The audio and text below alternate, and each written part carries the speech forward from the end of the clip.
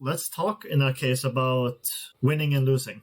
Essentially, right? The way that we normally view winning, essentially, in order to climb up the ladder, you have to push someone else down. We essentially view winning as a zero-sum game. Do you know what the zero-sum game is? No. Okay, so zero-sum essentially means that in order for you to win, someone has to lose. And it's a matter of who is better that decides who wins and who loses, or who climbs or who doesn't climb. We'll just forget about this. And now let's think about what improving at the game means. So I'll ask you a few questions. Can you improve at the game without facing an opponent? At a certain level, yes.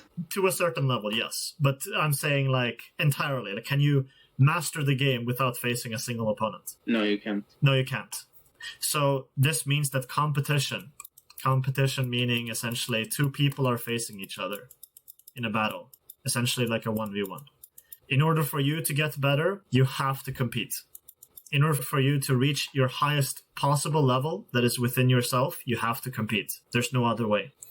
And when we think about it like this, doesn't that mean that our opponent is actually our greatest friend? Because that player has to be your opponent in order for you to, first of all, test your skills and get better, but also to climb. So in turn, they're actually helping you to get towards mastery of the game. Does that make sense to you? Totally. In reality, you facing another guy in competition means that you're actually helping each other. There's a synergy.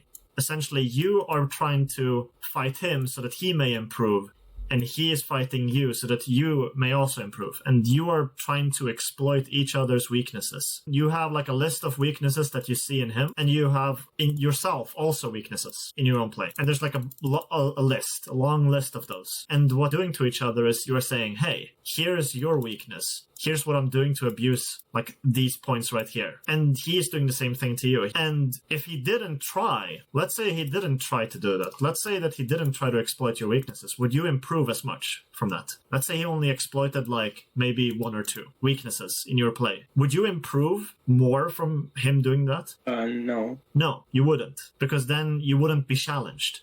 Your weaknesses wouldn't be challenged, and so your play wouldn't improve as much. You wouldn't try as hard to win and perform. You wouldn't be performing at your top level.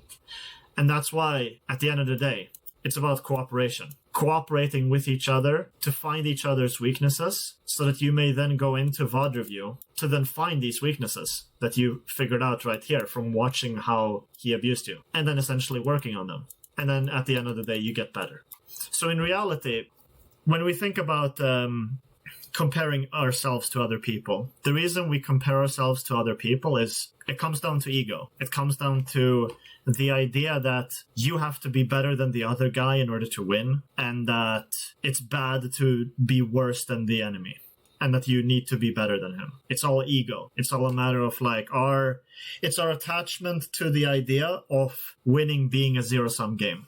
It's our perception of winning and competition. The way we view competition is not in this kind of way, but rather in the way of like one guy wins the prize, one guy wins the trophy, and then the other guy goes home. And he has to like go back home and he lost the game. You know? That's how we normally view competition. But the truth is that when you think about it, the guy that goes home, he still learned something from this. If he chooses to learn from this, he can learn from this experience and he can get better. So by you trying your hardest to win, by you putting him in that position where he will lose, or he is more likely to lose, you are actually helping him grow as a player. And he's doing the same to you. And that's the missing piece, I think, for you. So mentality, the way that you can break down mentality is that it's a bunch of beliefs that we have about the world or the game. And the way that you solve them is by figuring out essentially the reasoning behind the ideas that you have, the reason why you feel the need to compare yourself. And then essentially just breaking down why that's flawed, or that's not maybe the entire, picture. Because when you look at it from like a win or lose perspective, it's very black and white. But then you lose all the details that you get from looking at it more broadly, looking at it from a deeper perspective, essentially. Because technically, yes, it's about winning or losing, but it's in competition that you can help each other. So your enemy is actually your greatest friend. I want to say something about that. Huh? Go on. I want to say something about that. That's very interesting because that happens to me like the last game of today. Yeah. So the thing is, I don't like at all when I get ganked in all levels. I don't like at all when the enemy like punish me while I chasing, like the timing, you know. Yeah. And I don't like those things. So the last game, that's exactly what happens.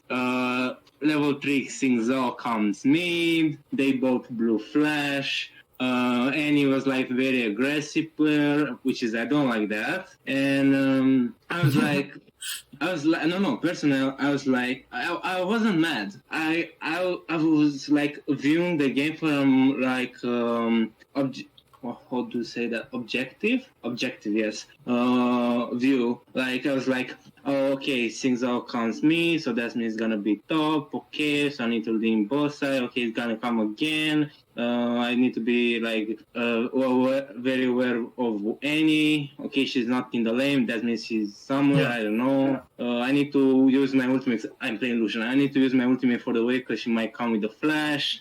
That I was talking for like the rest of the game, and like I was thinking like that, and that helps me a lot. But what did you said right now is like what just happened to me today. So that's interesting. Yeah. So when we get angry at getting ganked, or when we get angry at our like opponents doing things to us that we don't like, that's literally just our ego that doesn't like to get exposed for its weaknesses. We don't like to have our weaknesses shown to us. We don't like to be like shown that we're worse at something. And so our ego responds by trying to avoid it, or trying to like, our brain is like trying to remove that thought. It's trying to essentially like think, like trying to reason itself towards, this is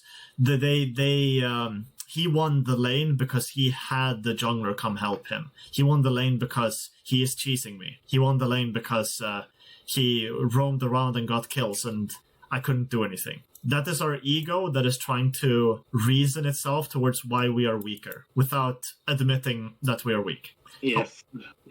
Yes. So in the end, right, he is actually your friend. The jungler is not your enemy. He is your friend. The jungler is simply coming in. He's hiding in the bush and just sitting and waiting around. He's just sitting in the bush and waiting for the opportunity to exploit one of your weaknesses. He's waiting, and that's all he's doing. And if you have a weakness, he will show it to you. And all you need to do is realize that, hey, this guy isn't my enemy. He's my friend. He just showed me something that I can learn from. I can grow from this. I can get better. This is what's called as, in the book, The Inner Game of Tennis, this is what's called as the egoless winning. And what he means by that is that you are competing not for the sake of making yourself feel good. You are trying to win because you know that it's in trying your hardest to win that you can help your enemy to get better, and that he will try his best to win against you so that you may get better. So it is in competition that we find the ultimate form of cooperation, essentially working together. So you are actually working together in a weird way to make each other better players. That's really all that it comes down to. Does that make sense? Yes. Yes. Okay. So let's move on. Let's talk about surfing. You know, surfers, they look to go on a board and essentially surf on waves. So they have a wave here, and the wave is like crashing in, and they want to eventually get to the shore, right? That's the point. That's the point of surfing. They're just trying to get to the shore, and eventually, you know, they finish off surfing the wave. That's the experience of surfing. So there's no winning, essentially, in this. Like, you're not actually looking for any wins because you're not competing against anyone.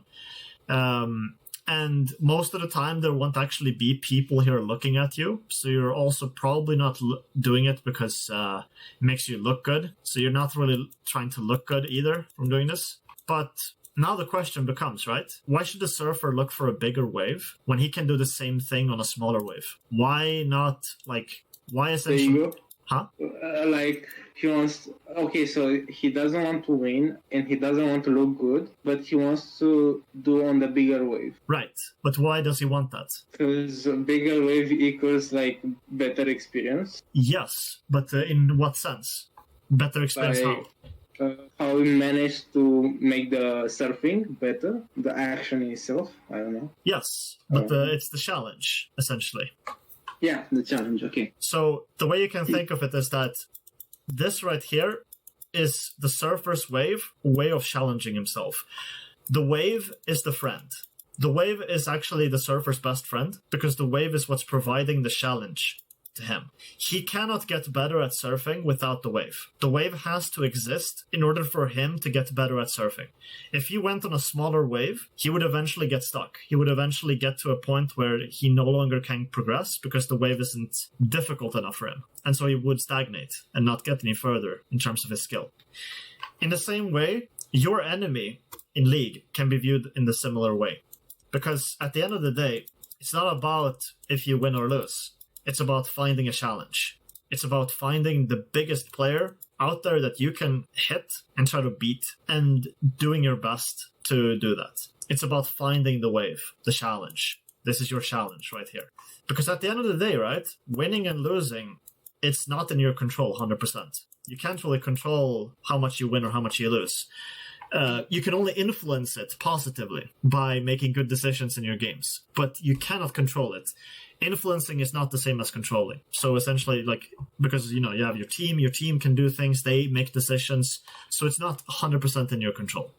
But the only thing that is in your control is your own experience and how you treat the game and how you view the game. Those are things you can control. How you play and how you view. So if you view the game differently, that's in your control. Playing differently is also in your control. There are a lot of things that are within your control, but in order to focus on these, you have to, instead of looking at your team inting you as a bad experience, look at it as a challenge. Because when you try to essentially remodel the way you think about bad experiences, instead of looking at rain as bad weather, you instead look at it as a challenge for you to go out and running despite the bad weather. Instead of looking at rejection from your from a girl that you ask out, instead of looking at it as a bad experience, you look at it as a challenge. You look at it as a way for you to get better, to get stronger as a person. In the same way, you look at your inting teammates, you look at the Smurf enemy mid lane or whatever. You look at them as a challenge. You look at them just like the exact same way that the surfer looks at the wave. All you're doing is you're looking at how much of a challenge you can get out of it, because it's all the same at the end of the day. The surfer is doing the same exact thing. He's just trying to find the biggest wave he can get, because that's how he can improve. And it's the same exact way for League 2. You cannot improve without your enemy. You have to have an enemy. You have to have a challenge. And by challenging ourselves, that's how we achieve the point of egoless winning. It's the idea of wanting to win, but you don't care about the outcome. Does that make sense? Yes, that's very interesting. I never thinking in that way. I was feeling it, but not like that. So, another thing, right? Let's go onwards. So, the way our mind works, we have a very primitive brain. The only thing that's really modern about our brain is the frontal lobe, as it's called. The frontal lobe is part of our decision making, our logic, essentially. All the logic is in here. And this is the more modern part of our brain. Then you also have the amygdala, and you have other parts of the brain that are very primitive. They come from the fucking Stone Age, when we were cavemen roaming the fucking savannas looking for food. So okay. You have the modern brain. This is the modern part of the brain. And then you have the primitive brain. The primitive brain is literally everything else, almost. So everything that is in this area is primitive. So in any case, that's the simple overview of how the brain works. Now, the thing is, we have evolved in some ways, but we haven't evolved that far away from our caveman ancestors. It's only been a couple, 10,000 years or something like that, give or take, from when we from the ancient Sumerians, in the fucking Middle East, to where we are right now. Whatever. You get the point. Essentially, yes. There hasn't passed enough time yet for us to actually evolve. Evolution is very slow. But society has progressed very, very fast. Too fast, in fact. Because our brains are so primitive, it's not adapted to the modern day. And so that's why we have this problem of we have this problem of ego. And we are very good at defining things into very small little boxes. So we like to put things into boxes and categorize our experiences. So essentially, when you have a bad game, you say, this is in the bad box. I will put this game right here in the bad box. Then you say, I got a pentakill this game. Okay, this goes into the good box. This was a good experience. And by continuously doing this over and over again, what you're trying to do essentially, or what your ego is trying to do, is it's trying to avoid the bad experiences by remembering what they were like and saying that, this is a bad experience. I don't want this. And then trying to chase after the good experience. Problem with this is that when you go into League is not it's not black and white, and it's not in your control. Sometimes you will have a bad experience no matter if you played like a god or whether you played like a silver. It doesn't matter, because then if your team ints or something like that, or they run it down, that can be a bad experience. And your ego will then look at that and say, this isn't in my control, so I'm going to blame them because they are at fault. And to be fair, yes, it's true. They lost you the game because they ran it down, of course. But that doesn't really help us get anywhere. And looking at that in this kind of black and white way doesn't really help us. Because when we look at the past, which is what this is right here, we're looking at the past. Whenever we're giving critique or praise, so we're essentially either we're criticizing ourselves for the mistakes we did, or we're praising the good things that we did. We're inherently looking at the past. And when we are anticipating that the game is lost, like for example, let's say that you're in a game and your bot lane runs down, like in the first 5 minutes, they like combined, they die like 0-6, right? So if they die like 6 times bot lane, you are anticipating that you're going to lose. Like this is going to be 100% a lost game.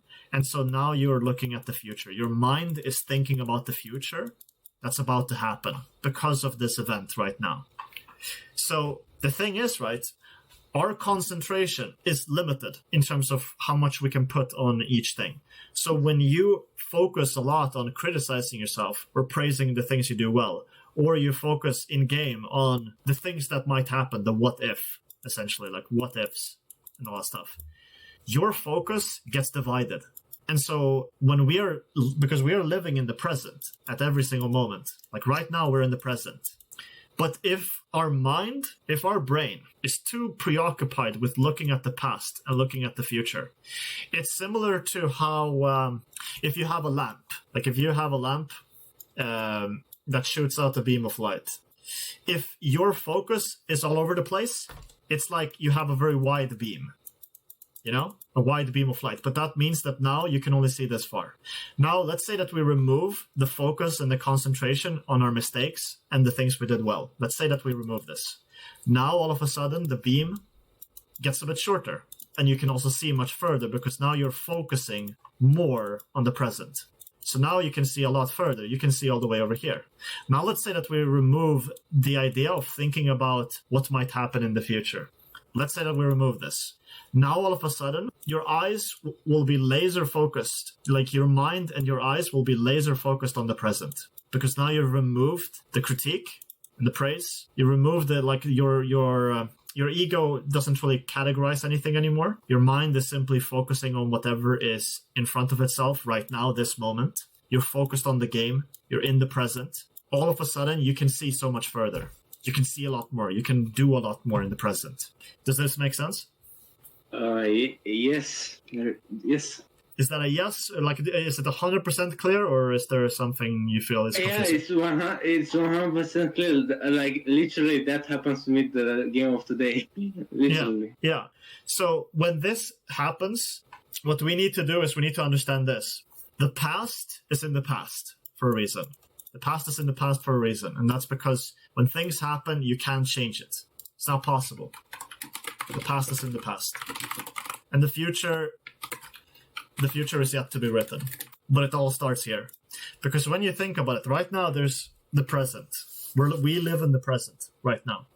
And if our focus is on whatever happened before, or if our focus is on what might happen tomorrow, or whatever, our focus is divided, and we perform actually worse. By splitting our focus up, by essentially doing like what I talked about here, like diverting our light, we're essentially seeing only this far in the present. And that limits our options. We actually become worse. We perform worse. We don't do as well as we maybe could be.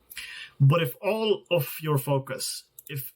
this focus is targeted on this one point, the present, if it's targeted on precisely this point in time right now, all of a sudden, you will start to see more things. You will start to see things more clearly. You will start to be able to notice things that you couldn't notice before because your mind was too focused on whatever happened the day before or like a year before, whatever.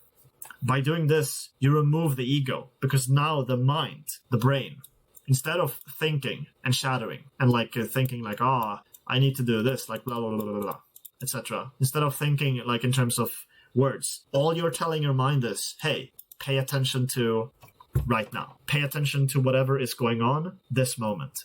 Your mind becomes as still as water. It doesn't move. It stays still. Because now your mind doesn't have time to think. It's focusing on whatever is going on right now. It's working with information that is going on literally right in front of you. And by quieting your mind, now all of a sudden, your instinct can kick in. And you can start focusing on, okay, what do I need to do right now? Bam. Okay, here's the solution to this. Okay, where do I need to stand right now in order to trade or CS? Okay, boom. I can visualize this and get into the right position. By doing this, all the what ifs and all the like what could have been if we had done things differently. And we instead focus on what's going on right now. And our play improves naturally. We play better, we perform better, and we're more focused. That's pretty much it, really. So, how do you feel about that? Do you resonate with that? I totally resonate. I want to say something about that Sure. experience. Oh my fucking god! Holy shit! Okay, so yesterday or 2 days ago, I don't know, yesterday, I played Jack's top.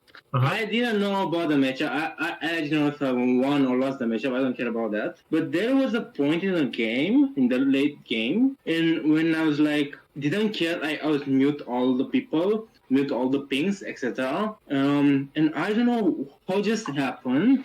I just managed, like, the thing is, we kind of like take the soul point and like the baron, and in my mind, I was like, let's make synchronize 3 waves like with the super minions, you know? Yeah. Synchronize. Yes. And I was going top, triple was mid, and one was bot. And while I was pushing, I was constantly like F keys. Like, do you know how Faker's doing that? Yeah, sure. Like, yes. I was doing just like that, and in my surprise, I was like understanding for like that amount of second, like 0.01 second, I don't know, what is happening to those guys if the enemy is gonna like dive them or something like that, and I was like, dude, what the fuck is wrong with me? Like, how I managed to do that? Because it's very hard for me to do that because I'm not working on that because I'm not at that level yet, and that's a good explanation for why I was actually able to do that. Okay, And I have that's something nice. I have something to tell you in that case that might surprise you. Okay. So let's continue now. So now that you kind of understand why, this is also, by the way, why meditation is actually really important and why I recommend doing meditation, because meditation helps you stay present in the current moment, and you can actually apply the same principles from meditation to the actual game. We'll talk about that in a bit, but first I want to explain something. So let me ask you, when you were a baby, like you were around like 1 year old to like 2 years old, the first day that you learned to walk, did you need an instruction manual from your parents describing how you need to move every single muscle in your body? Did you need a coach to come in and say, okay, here's what you're doing wrong, here's what you need to do better. Move your leg forwards, your other hand in front. You know, did you need them to step in to tell you how to do that? Or did you just simply learn how to do it by yourself? I don't think I need someone. No, because it all happened instantly. Like you just simply, the way it works is your mind, when you were crawling as a baby, you looked at your parents and your parents were walking around. They were walking around doing their thing. And you saw that and you thought in your mind that like, oh shit, I can learn how to walk. I just need to mimic what he is doing. So if I can do what he is doing, I can learn how to walk. And that's when you learn that, okay, this is how he moves. And then essentially your mind just made the connection that, okay, he is moving his legs like this, and you all of a sudden you learned how to do it. By simply watching the other guy do it, you learned how to do it yourself. By visualizing in your mind how you needed to do things based on what you saw, you learned how to walk all by yourself. Your parents didn't need to tell you how to do it. All they did was just encourage you to keep trying. That was it. They didn't teach you how to walk. You simply just, your mind was just looking, observing what it saw in front of itself. You weren't judging yourself that, hey, okay, crawling is bad, this is bad, and this is good right here. You weren't doing any of this. When you were a baby, you didn't think about what is good or what is bad. You simply just, you just let yourself be, essentially. It just was. That was it. This is what's called as, in meditation, this is what's called the childlike mind. The mind of a child. To avoid categorizing things. To not involve ego. And to simply observe and pay attention. And to simply let yourself improve naturally. The same thing can be said to for like learning to dance. If I were to give you an instruction manual for how to do the floss or the Orange Justice dance, you wouldn't be able to do it that easily because you would have to follow the instructions and it would be really, you would have to like use your logical brain, the part of the brain that is sitting right here. You would have to translate it so that this part of the brain can understand that, hey, okay, this is how I need to move my body. So you would constantly have to do this translation, and it's really slow. It's a really slow way to learn because your body doesn't speak in words. Like your hands don't talk in words, you know? Okay. They don't speak in like the same language as your logical brain, as this brain right here. They don't speak the same language. So what you need is images. Just like when you learned how to walk for the first time. All you saw was just your parents. You literally just saw how your parents moved and you did what they did. That was your observation and you made that connection in your mind and bam, all of a sudden now you're walking. Same thing can be done also in League. The way you can learn League can be attributed to a couple things. So first of all, it's just understanding the theory. But theory is a very, very small part of this. Theory is just describing the result that you're looking for, the outcome. To last hit a minion as it approaches a low enough point in HP where you can last hit it with an auto attack. That's what CSing is, and it's also, of course, the wave, where the wave is sitting. So you want the wave to be either on your side or in the middle of the lane when you're just doing stage 1. So this is like stage 1 right here. So stage 1 theory is this, just where the wave is sitting, plus being able to last hit minions, obviously. And then, of course, maybe last hitting under tower or whatever. That's it. That's stage 1.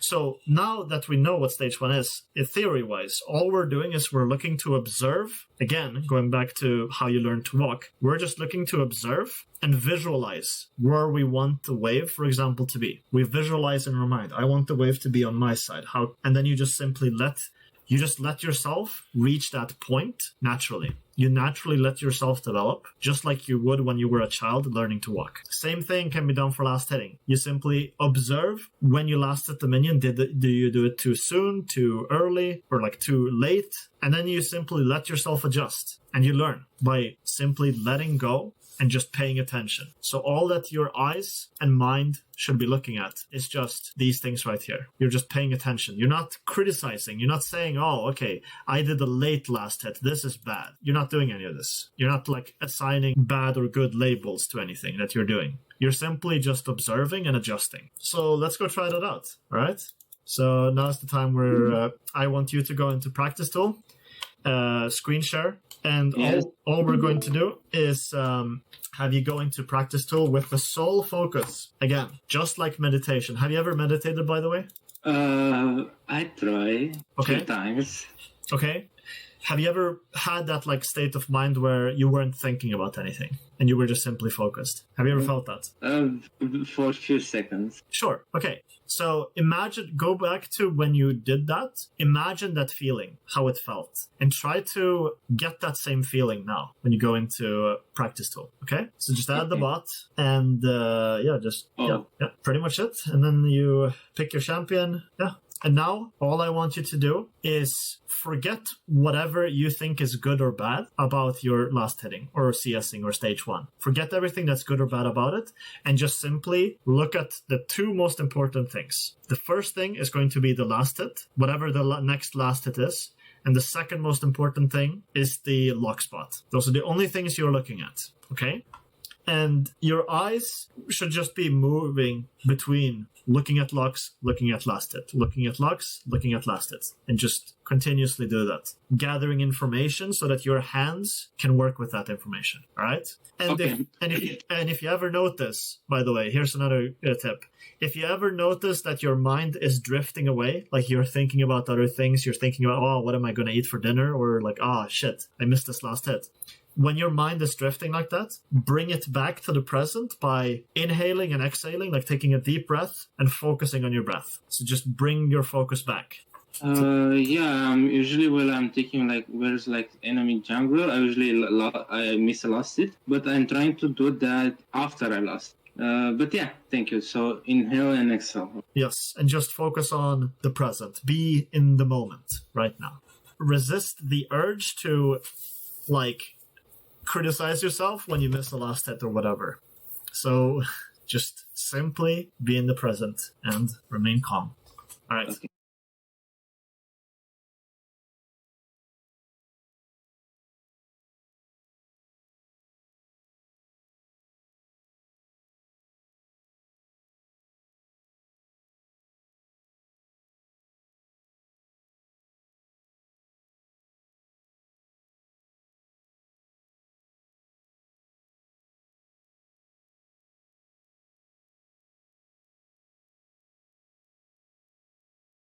Okay. You had 40 CS. Congrats. Right. I see the game. So how do you feel? I feel like I had like more relief over the stages. Relax. Yeah, relaxed. I was more relaxed to do it. Mm-hmm. Did it feel good? Yes. Like usually, when I miss a CS in the drill, I'm pissed off sometimes, and usually if Lux is like very aggressive, I'm pissed off. But now I wasn't. There you go. That's it. This is the key. This is what you were missing. Holy. So the thing is, right, I didn't tell you what was good or what was bad. I just told you, hey, just focus on last hits and focus on the locks. That was literally all I told you that game. All I told you was what to focus on, and your mind did the rest. You weren't occupied with reviewing your mistakes in your mind. You weren't occupied with like thinking about, oh, I missed that last hit, fuck, I'm so bad. Or you weren't thinking about, oh, fuck, I got hit by locks, I'm so bad. You didn't care. You simply were in the present. And this is exactly what I meant. To be honest, I didn't even notice when the drill is gonna stop. I didn't even look to this, yes. Yeah, that's what I mean. That's exactly the kind of feeling you want to have when you go into games. So whatever you felt right now going into practice tool, whatever you felt at that, like in this practice tool, I want you to replicate that feeling. In the sense that you simply continue to focus on those two things that I said. One thing that I do want to say though, I want to stress this. When you have experienced this for the first time, it will be very easy for your ego to then step in and say, oh, this was a good thing I did. Oh, I did really good here. Okay, let me try to do it again. And then your mind will try to then step in and try to control your hands or like control how you do this, so that you can get the same result again. But when you do that, you will notice that now you're no longer paying attention to those two things. And because you're not paying attention, you're not able to replicate the same result. Therefore, you actually hinder yourself, and your ego is again trying to regain control over how you play. So one thing that you have to be really, really aware of is your mind. Because your mind will try to replicate good results. That's how we work. That's the human condition. We try to remove the bad experiences from our lives and try to chase the good experiences in our lives. And what you need to do is you need to realize that, hey, okay, I sense that my mind is trying to regain control. I need to simply let go, breathe, and focus on the two most important things in front of me.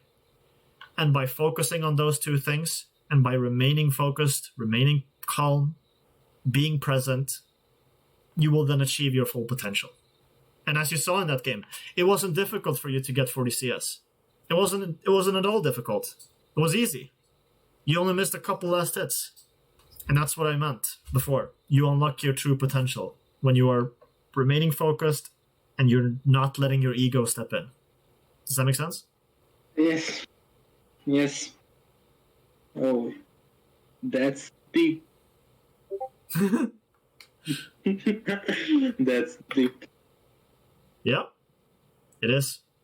This is... that's gonna help me a lot. Yes, it is. I'm very sure it will help you a lot. But like I said, biggest pitfall that a lot of players they fall into is that they try to regain control again with their ego. The best way I can describe this is that you need to look at League as a form of meditation. It's a way for you to relax and concentrate. Try to treat the game that way, and you will find that it's a lot easier to get into this flow state that you got into. By doing this, you remove all the ego problems as well that you had before with getting angry or upset. Because all of that is ego. All of that is ego. But in order to remove that, it's not... To remove ego, you cannot remove ego by using ego. You can't, like, say to yourself, I need to not be, like, egotistical. I need to not be angry. It doesn't work. Because our mind doesn't work like that. You can't just say, I'm just not going to be angry. No, you can't. It's not possible. You have to instead replace your ego by looking at other things. You have to essentially say, okay, mind, look at these two things and only these two things. And then your mind will just simply look. And then it won't have time to think. It won't have time to get angry. It will just be in the present. Because as soon as as soon as the enemy jungler has ganked you, you're already in a different moment. Like, time has already moved forward and it's in the past. And if you're literally present, if you're literally just focusing on the present, you will forget that you got ganked. And you will just move on. That's it. Yeah. So this is I guess you can call it like the secret to your true potential, essentially. And if you can harness it and you can remain as focused as you were in this practice tool and just continuously be present, you will find that it's really easy to improve. In fact, it'll be so easy that you will sometimes improve at other things without even having worked on them. In fact, you might unlock things that you only saw other people doing, but then all of a sudden now you're doing it because you saw it happen. It's exactly the same thing. The faker thing. Yeah. It's exactly the same thing as when we learned to walk. We improve by seeing other people doing it. When you see Faker doing that, your mind has already gathered like footage. You've already seen images of him doing that. And so your mind will simply copy what Faker is doing if you just let it. You just simply need to let go of your ego and let your body, let your hands mimic what you saw. Let your body learn to walk, but in League of Legends. Currently you're crawling, and now you need to learn to let yourself walk and let go, to stop your mind from interfering with your ego. Does that make sense? Yes, I'm just speechless. Now, the other thing is, like I showed you before, with this clip right here of...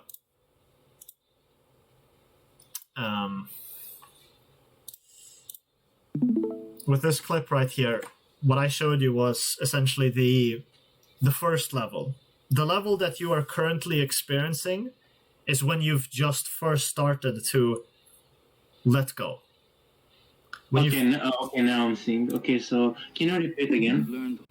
So what I said was, what you've learned right now from me is you've learned the art of letting go. You've learned the art of focusing on the present. You've learned the art of letting your body do what needs to be done. You've learned to let your hands work for you instead of trying to work to try to force the hands to do what you wanted to do. You instead let your hands do it. That's the first thing that you've learned right now. You've learned at the first level, essentially, of self-mastery. Now, the thing that he is saying here, and how it relates to you, is essentially, in the beginning, right as you are right now, in the beginning, our mind is interfering with our actions. It's interfering with our body. So we must first learn to let go and let our hands do the work, and just simply have ourselves observe. That's the first level, and that's what he is explaining right here. But in order to reach the next level, after that, you have to then learn to balance in perfect harmony the two parts of your brain. And essentially, you have to then learn to... So instead of just letting your hands do the work, we must now be able to create a balance, a harmony, where our logic can coexist with our hands without trying to control it, without trying to shackle it, without trying to put handcuffs on it, making sure that our mind is doing what the mind should be doing, and it's not trying to force the hand to do what it wants to do. That's the first level. But the next level to that is that they can exist together. As in, when you want to make decisions in League, i.e., for example, if you want to make a decision to either back off, or you need to make a decision to let the wave push out into you, if you're like in lane, those are decisions. And decisions are something that your mind, the brain, has responsibility for. Your brain has to make decisions. It's the logical part of your mind that makes the decisions. You need to let yourself make those decisions, but you need to also give control. Your hands needs to do the executions. You're just simply giving decisions and just telling the hands, hey, this is the decision I want to make. Do what you need to do to execute this. And you're essentially doing that by visualizing. You are visualizing in your mind where you want to be, or like you're visualizing the next play that's about to happen. Like, let's say you are anticipating that the jungler will gank you. Instead of thinking, oh, I'm about to get ganked, you instead think, okay, you visualize images of like how it's going to go and how you're going to play. You're visualizing in your mind way before it happens that like, okay, this is how I want it to look like. And your hands will then try to replicate that image that your mind has created. And it's when you achieve this state where your mind can work together with your body in perfect harmony that you then achieve what he explains here next. And that's when the body and mind can work together. Does that make sense? The last part with the dragon, no. Okay, so okay, the way he's saying is that the tiger never has a choice because it doesn't think, so it cannot act. But the dragon is smart. Because he is so wise, he is able to make decisions. Even when reacting, he can think about other options, like to essentially react but also act. So he can not only be playing reactive but also proactive, making his own decisions. Okay. Does that make more sense? Yes, I understand. Okay. In any case, though, I've shown you now what it's like. And now it's simply on you to continue to practice this mindfulness, this form of meditation. Any questions? Yes, I have an external question. Yes. I was talking to resolve players, and they were like, stage 1 is not fun, stage 1 is boring, something like that. Mm-hmm. And maybe you know the reason behind that. My reason is that the stages are it's hard to be consistent, so that depends on Yes. on a different person. So I don't know, I want to hear your opinion. Why people maybe think that it's boring to do stage 1? Yeah, it's boring, or I don't know. I'm just curious. The reason why is because I guess you can trace it to ego as well, in a way. It can be that, I mean, it could either be enjoyment, that they just don't simply enjoy doing it. That's fair. But another reason can be that they know that they need to do it, but they're not willing to do it. And that comes down to ego. It comes down to the idea that you know what must be done, but you are essentially, your ego is telling yourself, oh, I don't need to do that. Even though it's beneficial for you, even though you would actually improve from it, you're like, no, I'm not going to do that. It's boring. I don't need to do that. I'm too good for that.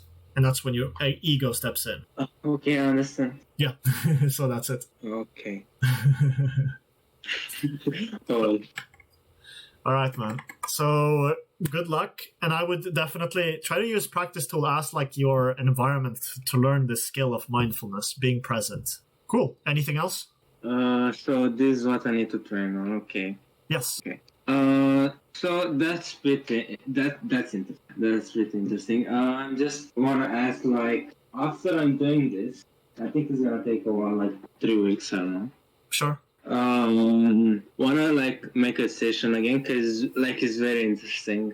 Your like your approach is very interesting, Sure. and I like it.